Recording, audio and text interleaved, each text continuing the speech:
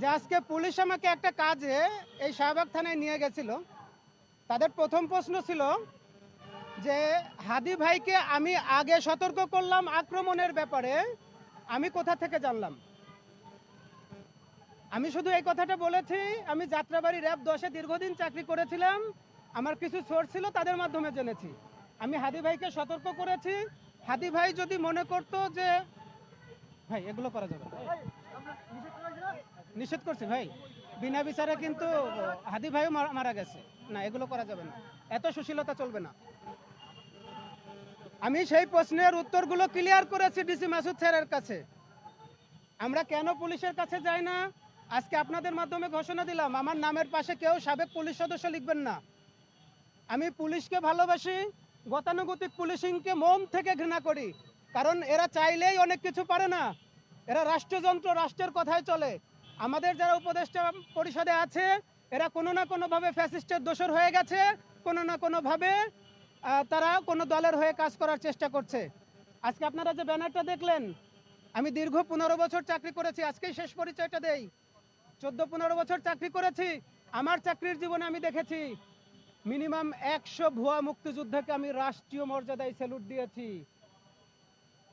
কিন্তু আমরা হাদি ভাইকে দেখেছি একেবারে সাধারণভাবে, একেবারেই সাধারণভাবে রাষ্ট্রীয় উদ্যোগ নেওয়ার মতো চিন্তা কারণ মাথায়ও আসে নাই। আমি আপনাদের সামনে একটা স্যালুট দিব হাদি ভাইকে। আপনাদের যাদের ডান হাতটা ফাঁকা আছে তারা কপালে হাত তুলবেন। সাংবাদিক ভাইরা আমার কথা বুঝতে পারছেন? তারা এখানে হাতটা তুলবেন হাদি ভাইয়ের উদ্দেশ্যে। রাষ্ট্র করে নাই, রাষ্ট্র হাদি ভাইকে রাষ্ট্রীয় মর্যাদা দেয় নাই, আমরা হাদি ভাইকে রাষ্ট্রীয় মর্যাদা দেবো ইনশাল্লাহ। রেভলিউশনারি গার্ড সাবধান হবে, সাবধান। শহীদ ওসমান হাদি ভাইয়ের জন্য রাষ্ট্রীয় মর্যাদায় সালাম হবে। Salute up, down.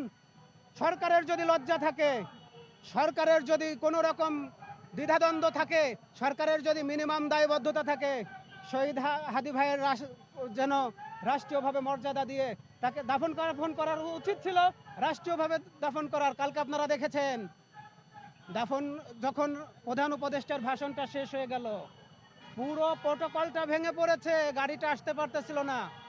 আমাদের হাসনাত আবদুল্লাহ ভাই, আমাদের সদস্য সচিব যিনি ইনকিলাব মঞ্চের, এরা খুব কষ্ট করে এখানে সবাই কিন্তু আবেগ নিয়ে এসেছিল, ভালোবাসা নিয়ে এসেছিল। সবাই হাদি ভাইকে ছুঁয়ে না দেখতে পারলে একবার চেষ্টা করতেছিল হাদি ভাইয়ের গাড়িটা ছুঁয়ে দেখি। এরকম একটা পরিস্থিতিতে লক্ষ লক্ষ মানুষের ভিতর হাদি ভাইয়ের গাড়িটা যখন আসতেছিল তখন প্রোটোকলটা পুরোপুরিভাবে ভেঙে দেওয়া হয়েছে। তৃতীয় যে সমস্যাটা হয়েছে আপনারা দেখেছেন, হাদি ভাইয়ের সমাধিতে যে ভিত্তিপ্রস্তরটা লাগানো হয়েছে সেটার নামের আগে আধিপত্যর, নামের আগে ভারতীয় আধিপত্যের বিরুদ্ধে শব্দটা লেখা নাই। আমি শুধু জানতে চাই আপনাদের মাধ্যমে সরকারের কাছে, ভাসুরের নাম নিতে আপনাদের খুব লজ্জা করে? আপনাদের বিয়ে তো হয়ে গেছে 2 বছর আগে, আপনাদেরকে তো দায়িত্ব দিয়েছিলাম 2 বছর আগে। আজকে হাদি ভাইয়ের কবরে ভাসুরের নামটা লিখতে আপনাদের এত শরম করে কেন? আপনাদের কাছে জানিয়ে দিতে চাই, হাদি ভাই আমাদের জন্যে, আমাদের দেশের জন্যে ভারতীয় আধিপত্যের বিরুদ্ধে জীবন দিয়েছে। আপনারা দেখেছেন এই হাদি ভাইকে নিয়ে আমরা যখন শোকে মাতম করছি তখন একটা শ্রেণীর মানুষ প্রথম আলো, ডেইলি স্টার, উদিচি কেন ভাঙচুর হলো সেটা নিয়ে তারা উল্লাস করতেছে। আপনারা দেখেছেন বিভিন্ন সোশ্যাল মিডিয়াতে হাদি ভাই মারা যাওয়ার পরেও কিন্তু আলহামদুলিল্লাহ বলেছে যাদের ঠিকানা বাংলাদেশ। আপনাদের মাধ্যমে শুধু একটা কথা বলে দিতে চাই, একটা কথা আমি বারবার, যেদিন হাদি ভাই মারা গেল ওই রাত্রে বারবার আমার কাছে একটা ফোন আসছে যে ভাই আপনি কি ইলিয়াস ভাইকে চিনেন, আপনি কি পিনাকি দাদাকে চিনেন? আমি বললাম যে তাদেরকে চিনি, কিন্তু তাদের সাথে আমার কথা হয় না, হোয়াটসঅ্যাপ নাম্বারটা আছে, তাদেরকে কি বলতে হবে একটু বলেন, আমি একটা মেসেজ দিয়ে দিই, তারা হয়তো রিসিভ করতে পারে। তারা একটা কথাই বলতেছিল, ইলিয়াসকে থামতে বলেন, পিনাকিকে থামতে বলেন, তারা দেশদ্রোহিতা করতেছে। কেন? তারা প্রথম আলোকে জয় বাংলা করে দিয়েছে, মানুষ তাদের কথা শুনতেছে। তারা ডেইলি স্টারকে জয় বাংলা করে দিয়েছে, মানুষ, হাজার হাজার মানুষ তাদের কথাই চলতেছে। তারা উদিচিকে জয় বাংলা করে দিয়েছে, হাজার হাজার মানুষ তাদের কথা শুনতেছে। আপনাদের শরম করে না? আপনারা একটুও লজ্জা করে না? ওই ইলিয়াস হোসেন বিদেশে বসে হাজার হাজার দেশের মানুষকে চালাইতেছে, তাদেরটা দেশদ্রোহিতা হয়ে যাইতেছে। আপনি স্বরাষ্ট্র উপদেষ্টা, আপনি আইন উপদেষ্টা, আপনি সরকারের অংশ, আপনার পুলিশকে কি একবারও বলা গেল না? আপনি একটু প্রথম আলোর সামনে যান, 500 পুলিশ ডেইলি স্টারের সামনে যান, 500 পুলিশ আপনার উদীচীর সামনে যান। হাদি ভাই বেঁচে থাকলে এই সব কর্মকাণ্ড করতে দিত? উনি এইসব কর্মকাণ্ড সহ্য করত? আমরাও সহ্য করি না। এই যে পুলিশকে তখন তাৎক্ষণিকভাবে প্রোটেকশনে পাঠানো গেল না কেন? উদ্দেশ্য একটাই, পরিষ্কার উদ্দেশ্য, যেন আমরা যখন হাদি ভাইকে নিয়ে শোক করব তারা যেন তখন সুখ করতে পারে। এই যে হাদি ভাইকে মারার জন্য সুযোগ করে দেয়া হয়েছে, বারবার আমি বলেছি ঢাকা শহরে যেখানে জ্যামের শহর, সেখানে হাদি ভাইকে গুলি করে খুনি কিভাবে ঢাকা শহর ছেড়ে বের হয়ে গেল, এই কথা বলতে গেলে আমাকে গ্রেফতার করতে হবে। হাদি ভাই আমাদের জন্য গুরুত্বপূর্ণ ব্যক্তিত্ব ছিল, তিনি এখানের একজন এমপি প্রার্থী ছিল। এখন হাদি ভাইকে কেন 4-5 জন সিভিল পুলিশ দিয়ে প্রোটেকশন দেওয়া গেল না, এই কথা বলতে গেলে আমার দোষ হয়ে যায়, আমাকে গ্রেফতার করতে হবে। গ্রেফতার তো তাকে করবেন যে বলেছে 4টা গুলি করার কথা ছিল, একটা গুলি করে ব্যারেল আটকে গেছে, জ্যাম হয়ে গেছে, তাকে আর গুলি করতে পারে নাই, তাকে আটকাবেন।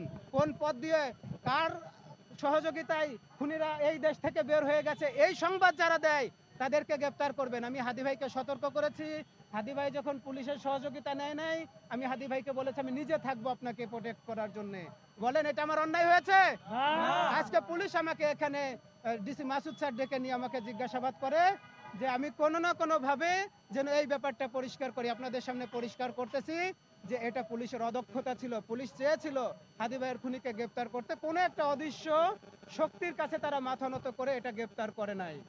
আগামী দিনগুলোতে হাদি ভাইয়ের জন্য আমাদের যেটা করণীয়, আগামীর বাংলাদেশের, সারা বাংলাদেশের মানুষের কাছে আপনাদের মাধ্যমে একটা মেসেজ পৌঁছে দিতে চাই, হাদি ভাই ইনসাফের বাংলাদেশের জন্য প্রাণ দিয়েছে। আগামীর সরকার, আপনারা এমন সরকারকে ভোট দিবেন, এমন মানুষকে ভোট দিবেন যারা ইনসাফ প্রতিষ্ঠা করবে, আমার হাদি ভাইয়ের খুনিদের বিচার করবে। হাদি ভাইয়ের খুনিদের বিচার এই সরকার করতে পারবে না, এটা আমার ধারণা। আমি আবার বলতেছিলাম ইলিগ্যাল কেন পারবে না, সেটার যুক্তি হলো আমি যার আদর্শ প্রথম ধারণ করেছিলাম সেটা হলো আমার শহীদ আবরার ফাহাদ ভাই। ভারতীয় আধিপত্যের বিরুদ্ধে যদি কেউ প্রথম শহীদ আমরা বলে থাকি সেটা কিন্তু আবরার ফাহাদ ভাই। আপনাদের মাধ্যমে একটা কথা বলে দিতে চাই, আবরার ফাহাদ ভাইয়ের আসামিরা গ্রেপ্তার হয়ে আছে, তাদের ফাঁসির রায় হয়ে আছে। কোন অদৃশ্য শক্তির বলে, কার তদবিরের বলে আবরার ফাহাদ ভাইয়ের খুনিদের ফাঁসির আদেশ হওয়ার পরেও তাদের ফাঁসি হচ্ছে না?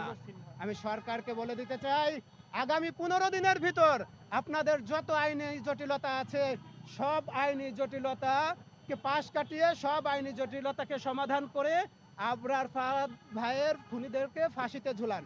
আমরা দেখি যে আপনারা বিপ্লবীদের বিচার করতে পারেন, সেটা কার্যকর করতে পারেন, আমাদের বিশ্বাস হোক।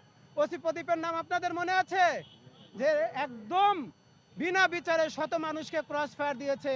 ওসি প্রদীপের ফাঁসির আদেশ হয়ে আছে, ওসি প্রদীপের ফাঁসির রায় কেন কার্যকর হয় নাই আমরা সেটা জানতে চাই। আপনারা হাদি ভাইয়ের আসামিকে কবে গ্রেপ্তার করবেন, ঘাতককে কবে গ্রেপ্তার করবেন, সেই আশায় আমরা বসে থাকতে চাই না। যদি আপনারা গ্রেপ্তার করতে না পারেন, যদি আপনারা ব্যর্থ হন, ব্যর্থতার দায় নিয়ে ওই চেয়ারটা থেকে সরে যান। আমরা হাদি ভাইকে দাফন কাফন করার পরেই আপনারা যে হেনস্থা আমাদেরকে করতেছেন, ডেইলি স্টারের প্রথম আলোতে যারা আগুন লাগিয়েছে আপনারা তাদেরকে ফাইন্ড আউট করতেছেন, আপনারা তাদেরকে গ্রেপ্তার করতে চাচ্ছেন। শক্ত ভাষায় বলি, সাবধান করে বলি, যারা এই সব অপকর্ম করছে আমরা তাদের পক্ষে না। কিন্তু একটা কথা বলে দিতে চাই, ডেইলি স্টারকে আমি দায়িত্ব নিয়ে বলতেছি, যেসব অফিস ভাঙচুর হয়েছে আমি প্রয়োজনে চাঁদা তুলে সেই সব অফিস নতুন করে গড়ে দিব। এক হাতে আপনারা এই অফিস বুঝে নেবেন, এক হাতে আমার হাদি ভাইকে ফেরত দিবেন।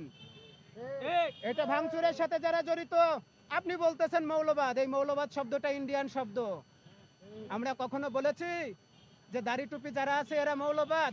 আপনি ভাই ভালো একটা মোষ রেখেছেন, আপনাকে আমি কখনো মাদারচোদ বলেছি? আমি আপনাকে কখনো চারালের বাচ্চা চারাল বলেছি? বলি নাই, কারণ আমরা ধর্মীয় উস্কানি দিতে চাই না। আমরা এখনো আপনাকে কিন্তু গালি দেই নাই। আপনি মোষ রেখেছেন তো, কিছু একটা তো আপনার মুখে আছে। আজকে দাড়ি দেখলে আপনার চুলকায়, টুপি দেখলে আপনার চুলকায়, এই চুলকানিটা বন্ধ করেন। কারণ আমাদের মুখে যতটা দাড়ি টুপি আছে, আমলীগের, ছাত্রলীগের, যুবলীগের গত 2 বছরে তাদের দাড়ি টুপি আরো অনেক বড়। আপনি ফাইন্ড আউট করতে পারতেছেন না, কারণ আপনার আইন শৃঙ্খলা রক্ষাকারী বাহিনী দাড়ি টুপি দেখলেই মনে করে এরা মৌলবাদ। এই শব্দগুলো বাদ দিতে হবে।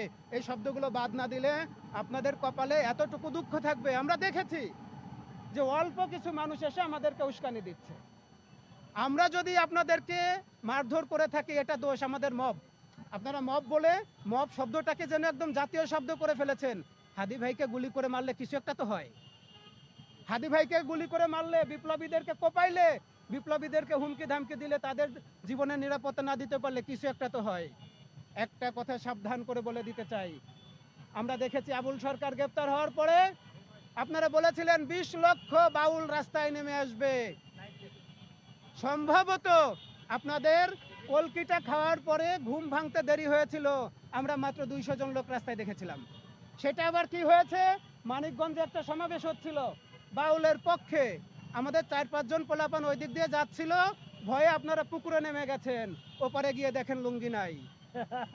আপনাদেরকে আমরা চিনি, রাম বাম শাহবাগী, আপনারা সংখ্যায় কত আমি জানি। সেদিন এখানে আপনার অধ্যাপক গোলাম আজম স্যারের ছবিতে জুতা মারা হচ্ছিল, আমি তখন সাথে সাথে সেখানে চলে আসি। শুধু একটা প্রশ্ন করেছিলাম, যদি সাহস থাকে আপনার চৌধুরী বিএনপির যিনি আছে সালাউদ্দিন কাদের চৌধুরী, ওনার ছবিটা লাগে একটু জুতা মারেন তো দেখি। কেন, কেউ খারাপ রাজাকার, কেউ ভালো রাজাকার, এরকম? আপনারা দ্বিমুখী সাপ। আমরা আপনাদেরকে চিনে ফেলেছি। আগামী কাল থেকে উস্কানি দেওয়া বন্ধ করতে হবে।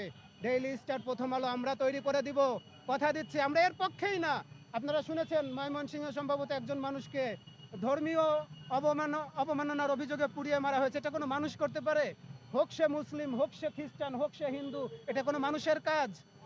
আমরা এই কাজের বিপক্ষে, হাদি ভাইয়ের আদর্শের বিপক্ষে যে কাজগুলো চলে যায় সেগুলো আমরা সমর্থন করি না। ঠিক যেভাবে সমর্থন করি না হাদি ভাইকে গুলি করে মারা। আপনাদেরকে বলে দিতে চাই, সংখ্যায় কতজন আছে সেটা কিন্তু দেখব না। রাজনীতিকে সামনে রেখে, আগামী নির্বাচনকে সামনে রেখে আপনি মৌলবাদকে বাংলাদেশ থেকে নির্মূল করতে চাইবেন।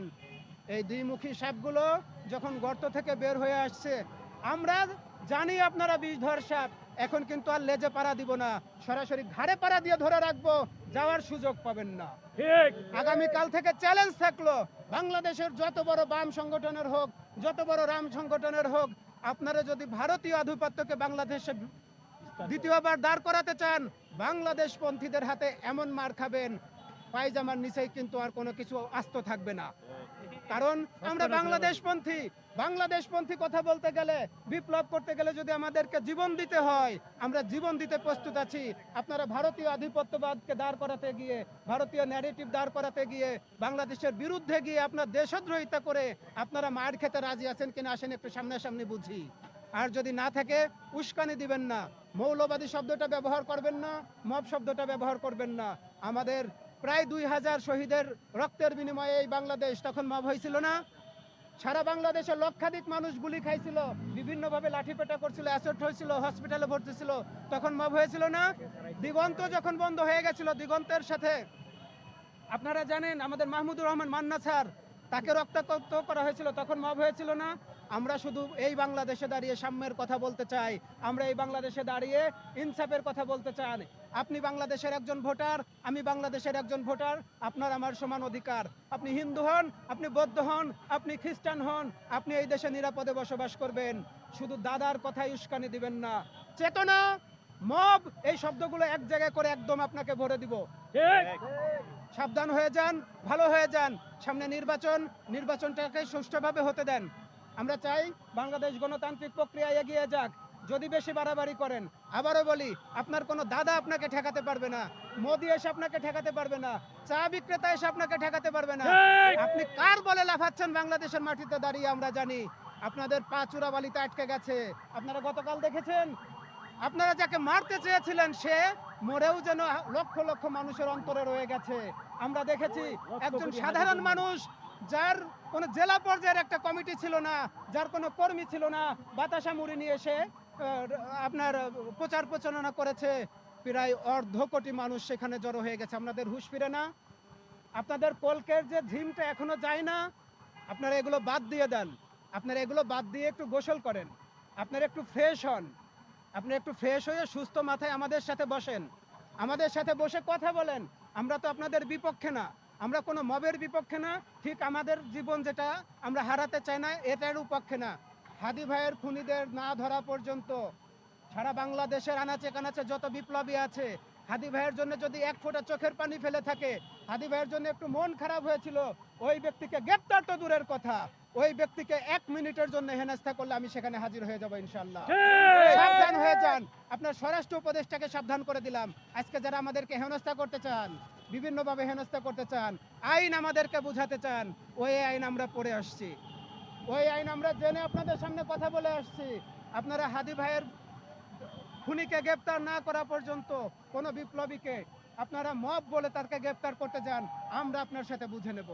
হাদি ভাই আমাদের জন্য, হাদি ভাই চলে যাওয়াতে অপূরণীয় ক্ষতি হয়ে গেছে। এখন আমরা শোকে স্তব্ধ হয়ে আছি। তার মানে এই না যে আমরা মাথা নত করে বসে আছি। আমাদের শিরদাঁড়া দাঁড়িয়ে আছে। আমাদের মনে হাদি ভাইয়ের যে আদর্শ ছিল সেই আদর্শকে ধারণ করে রেখেছি। আপনাদেরকে আবারও বলি, লক্ষ লক্ষ হাদির মতো তৈরি হয়ে গেছে। হাদি তৈরি হয় নাই, হাদি ভাইয়ের আদর্শ লক্ষ লক্ষ সারা বাংলাদেশের আনাচে কানাচে পৌঁছে গেছে। আজকে আপনি আমাকে মেরে ফেলবেন, আমি একা একা রাস্তায় থাকি, আসেন তো দেখি। আপনাকে সামনাসামনি আসেন, কতজন আসবেন, আমাকে গুলি করেন, আমি তো মরতে চাই। হাদি ভাইয়ের মতো মানুষ যদি আমাকে দোয়া করে, হাদি ভাইয়ের জন্য যদি কান্নাকাটি করে, আমি লক্ষবার মরতে চাই। আমি একা একা চলি, আমাকে মেরে দেন। এই মৃত্যু আমরা আলিঙ্গন করতে চাই। তবে আপনাদেরকে সাবধান করতে চাই, যদি আপনারা মিনিমাম 2-4টা চড় থাপ্পড় যদি সহ্য করতে না পারেন, মুখ বাড়ায় বড় বড় কথা বলেন না। বাংলাদেশ থেকে মৌলবাদ নির্মূল করার সাহস দেখাবেন না। আমরা 47-এ ভূখণ্ড পেয়েছিলাম ধর্মের ভিত্তিতে। আপনাদেরকে এটা আবার মনে করে দিলাম। 71-এর যুদ্ধ ছিল পূর্ব পাকিস্তান পশ্চিম পাকিস্তানের বিরুদ্ধে ভারতের বিজয়। 24-এর যে যুদ্ধটা হয়েছে, যে বিপ্লবটা হয়েছে, সেটা ছিল ভারতের পেট থেকে বের হয়ে আসা আমাদের বিজয়। আমরা কোনোটাকেই ছোট করে দেখতে চাই না। আমরা যেমন একজন 71-এর আগের বঙ্গবন্ধুকে সম্মান করতে চাই, সেরকম আমরা 71 পরবর্তী 75 পর্যন্ত একজন শেখ মুজিবকে ফ্যাসিস্টের পিতা হিসেবে, ফ্যাসিস্টের জনক হিসেবে আমরা তাকে ঘৃণা করতে চাই। আমরা মুক্তিযোদ্ধাদেরকে যেভাবে সম্মান করতে চাই, ভুয়া মুক্তিযোদ্ধাদেরকে এভাবে ঘৃণা করতে চাই। এখনো মুক্তিযোদ্ধারা বেঁচে আছে। আপনারা একটু বলেন, আপনারা প্রত্যেকটা গ্রামে যান, একজন মুক্তিযোদ্ধা থাকলে তো 5 জন ভুয়া মুক্তিযোদ্ধা আছে। আমরা এগুলো আপনাদের সামনে বসে ক্লিয়ার করতে চাই। আমরা বাম রাজনীতির যারা আছে, ডান রাজনীতির যারা আছে, যারা ভারতীয় আধিপত্য কায়েম করতে চান, তাদের সাথে বসে আমরা ঠান্ডা মাথায় আলাপ আলোচনা করতে চাই। আমরা আপনাদের সাথে কথা বলতে চাই। উস্কানি দিবেন না। উস্কানি দিলে পরিস্থিতি কোনোভাবেই ভালো হবে না। আজকে আপনারা উস্কানি দিবেন, আমরা পা দিচ্ছি না। কালকে যখন উস্কানি দিবেন, তখন কিন্তু আপনার ঘাড়ের উপর পা রাখবো। সাবধান হয়ে যান। বাংলাদেশের মানুষ একটা জিনিস বুঝে গেছে, আগামীর রাজনীতি তরুণদের রাজনীতি। বাংলাদেশের মানুষ একটা জিনিস বুঝে গেছে, আগামীর রাজনীতি সাম্যের রাজনীতি, আগামীর রাজনীতি ইনসাফের রাজনীতি। ইনশাআল্লাহ আমাদের হাদি ভাইয়ের স্বপ্ন পূরণ হবে। ইনকিলাব জিন্দাবাদ। লিল্লাহি তাকবীর, তাকবীর, তাকবীর। একটা আপনি দাবি বলবেন বলছিলেন, একটু ব্যানারটা ধরুন তো, ব্যানারটা একটু ধরুন তো ভাই।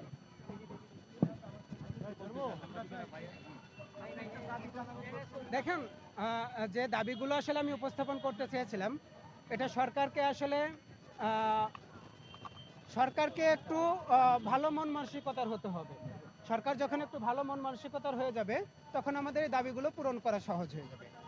সরকার যদি, আমি যে দাবিগুলো উপস্থাপন করতে চাই সেটা হলো, আপনারা দেখেছিলেন যে টাকার থেকে শেখ মুজিবুরের ছবি সরানোর জন্য একটা উদ্যোগ নেওয়া হয়েছিল। যে কোনো একটা কারণে, আর্থিক সংকটে হোক কিংবা কোনোভাবে কোনো কারণেই সে বিষয়টা আটকে গেছে। আমরা চাচ্ছি যে 2 টাকা 5 টাকা 10 টাকা 20 টাকা 500 টাকা 1000 টাকা নোট, সরকারের যতটুকু সামর্থ্য আছে সেই টাকার নোটগুলোতে যেন হাদি ভাইয়ের একটা ছবি সংযোজন করা হয়, ছাপা করা হয়। আমরা চাচ্ছি যেন আমাদের ডাক টিকিটে আমরা যেটা সরকারি ব্যবহার করি, সরকারি যে স্ট্যাম্পগুলো ব্যবহার করি, 16ই ডিসেম্বরকে সামনে রেখে, হাদি ভাইয়ের শহীদের এই সংখ্যাটাকে সামনে রেখে ডাক টিকিটের মূল্য নির্ধারণ করা হয় এবং এই ডাক টিকিট সরকারি স্ট্যাম্পগুলোতে হাদি ভাইয়ের ছবি যেন সংযুক্ত করা হয়। হাদি ভাইয়ের এখানে যে নাম ফলকটা আছে, ভারতীয় শব্দটা, ভারতীয় আধিপত্য শব্দটা যেন এখানে লেখা হয়। ঢাকা শহরের যতগুলো গুরুত্বপূর্ণ জায়গা আছে, সেখানে আমরা ওই শেখ মুজিবুর রহমানের মতো এত ফিট তত ফিট 400 কোটি টাকা খরচ করে এত কিছু আমরা চাই না। জনগণের টাকা খুব কম খরচ করে হাদি ভাইয়ের নামে গুরুত্বপূর্ণ জায়গাগুলোতে নাম ফলক করা যায়, একেবারে কম টাকা খরচ করে। জনগণের টাকা এত নষ্ট করার দরকার নাই। হ্যাঁ, আপনারা যত কম টাকা খরচ করে পারেন হাদি ভাইয়ের জন্য এই নাম ফলক যেন করা হয়। পাকিস্তান আমলের প্রেসিডেন্ট আইয়ুব খান কাজী নজরুল ইসলামকে, কবি কাজী নজরুল ইসলামকে সম্মানপূর্বক তার ডাক টিকিট তৈরি করেছেন তার ছবি দিয়ে। তো আমরা কি হাদি ভাইয়ের কোনো ডাক টিকিট, আমি ডাক টিকিটের কথাটাই বলেছি, ডাক টিকিট এবং সরকারি স্ট্যাম্প যেটা আছে সেটাতে যেন হাদি ভাইয়ের ছবি সংযোজন করা হয়। ধন্যবাদ। ভাই বাদ দেন।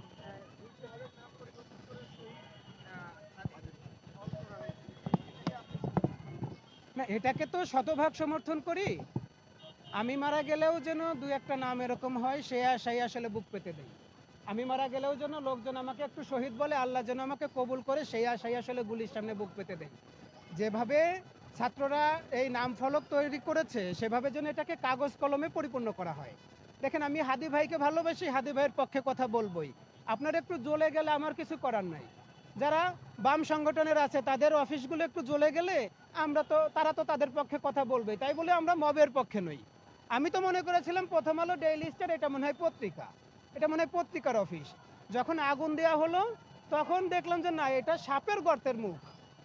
এখান থেকে বেশ কিছু বিষধর সাপ বের হয়ে আসছে, যারা আমাদের দেশের একেবারে ভারতের পক্ষে গিয়ে দেশদ্রোহিতা করতেছে। আমরা এর পক্ষে নই, তবে যারা দেশদ্রোহিতা করতেছে এখন পর্যন্ত গলা ফুলিয়ে রাস্তায় চিৎকার চেঁচামেচি করতেছে, এদেরকে অনতিবিলম্বে আইনের আওতায় আনা হোক। দেশদ্রোহিতার শাস্তি, একমাত্র শাস্তি মৃত্যুদণ্ড। আমাদের দেশ